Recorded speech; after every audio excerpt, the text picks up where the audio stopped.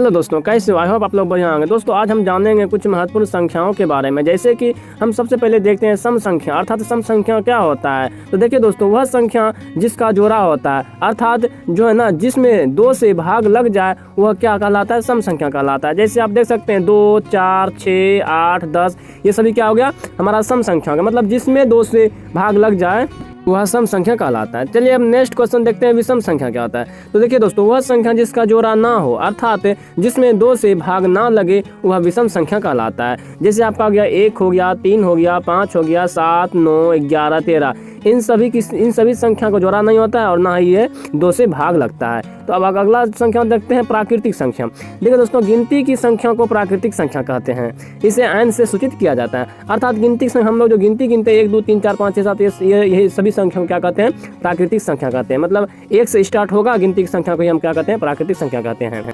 अब अगला है हमारा भाज्य संख्या। देखिए दोस्तों, वह संख्या जो स्वयं तथा 1 के अलावा किसी अन्य संख्या से भी भाग लग जाए तो उसे भाज्य संख्या कहते हैं। देखिए दोस्तों, दो मतलब संख्या जो भी मतलब कोई भी संख्या जो 1 और स्वयं मतलब खुद से तो भाग लगना ही लगना है, उसके अलावा किसी अन्य संख्या से भी अगर भाग लग जाए तो हमारा क्या? भाज्य संख्या कहलाता है। समझ गए? जैसे कि देखिए 4, 6, 8, 9, 10, 12, 19, इन सभी संख्या में देखिए 4 में 2 से भाग लगता है, फिर 6 में 3 से भाग लगता है, 6 से भाग लगता है, फिर 8 में 2 से भाग लगता है, 4 से भाग लगता है।